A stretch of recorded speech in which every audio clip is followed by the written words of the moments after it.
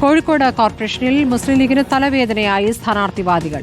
Group തർക്കവും വിമത നീക്കവും സ്ഥാനാർത്ഥി നിർണയത്തിന് പ്രതിസന്ധിയാവുകയാണ്. പയ്യാനക്കലും പന്നിയങ്കരയിലും മൂന്നാലിങ്കലിലും വിമത നീക്കമുണ്ട്.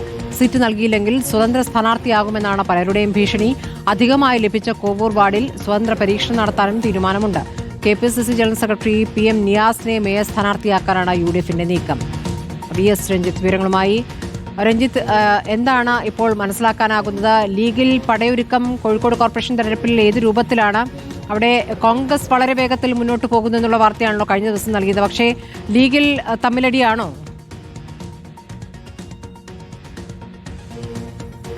സ്മൃതി, കോഴിക്കോട് കോർപ്പറേഷൻ സംബന്ധിച്ച് CPMന് മൃഗീയ ഭൂരിപക്ഷമുള്ള ഒരു കോർപ്പറേഷനാണ്. പക്ഷേ ഇത്തവണ UDF വലിയ അട്ടിമറിയിലൂടെ ഒരു 40ഓളം സീറ്റുകൾ, 40ഓളം വാർഡുകൾ പിടിച്ചെടുക്കുമെന്നൊരു ആത്മവിശ്വാസമൊക്കെ പ്രകടിപ്പിക്കുന്നുണ്ട്. അതിൽ ഏറ്റവും പ്രധാനപ്പെട്ട മേഖലയാണ് ഈ കോഴിക്കോട് സൗത്ത് നിയോജക മണ്ഡലവും അതുപോലെ ബേപ്പൂർ ഭാഗത്തുള്ള ചില വാർഡുകളുമൊക്കെ. ആ വാർഡുകളിൽ ഉൾപ്പെടെയാണ് ഇപ്പോൾ വലിയ തർക്കം നിലനിൽക്കുന്നു എന്നുള്ളത്.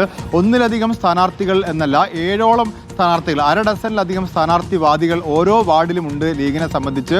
അതിൽ തന്നെ ഗ്രൂപ്പ് അടിസ്ഥാനത്തിലുള്ള സ്ഥാനാർത്ഥികളുണ്ട്. ചിലരൊക്കെ വിമത ഭീഷണി ഉയർത്തുകയും ചെയ്യുന്നുണ്ട്. അതിൽ പയ്യാനക്കൽ മേഖലയിലുള്ള നദീനഗർ വാർഡിലും അതുപോലെ പയ്യാനക്കൽ വാർഡിലുമൊക്കെ 2ഉം 3ഉം സ്ഥാനാർത്ഥികൾ വിവിധ ഗ്രൂപ്പുകളിലായിട്ടുണ്ട്.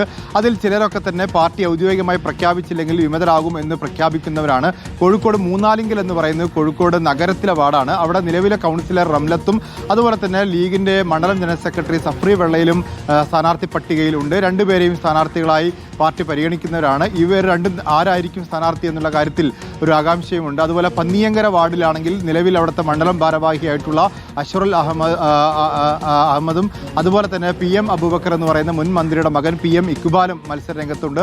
നിരവധി മണ്ഡലങ്ങളിൽ, നിരവധി വാർഡുകളിൽ ഇത്തരത്തിലുള്ള പ്രശ്നം നിലനിൽക്കുന്നു. അരക്കിണർ വാർഡിൽ സമാനമായി തന്നെ പ്രശ്നമുള്ള വാർഡാണ്. അവിടെ പ്രാദേശികമായ നേതൃത്വം നൌഫലിന്റെ പേര് മുന്നോട്ട് വെക്കുമ്പോൾ യൂത്ത് ലീഗ് അവിടെ ഷഫീഖ് അരക്കിണറിന്റെ പേരാണ് മുന്നോട്ട് വെക്കുന്നത്. നല്ലളം വാർഡിൽ മാനി ഹാജിയുടെ സഹോദരനാണ് ഒരു ഭാഗത്ത്, മറുഭാഗത്ത് ഒരു യൂത്ത് ലീഗ് നേതാവുണ്ട്.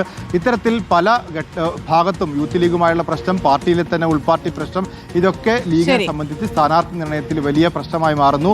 UDFനകത്ത് കോൺഗ്രസിന്റെ മേയർ സ്ഥാനാർത്ഥിയെക്കുറിച്ചാണ് തർക്കം. അതിൽ PM നിയാസും ആദം മുൽസിയും വിദ്യാ ബാലകൃഷ്ണനും ഒക്കെ പരിഗണനയിലുള്ളവരാണ്. ശരി, VS രഞ്ജിത്താണ് വിവരങ്ങൾ നൽകിയത്.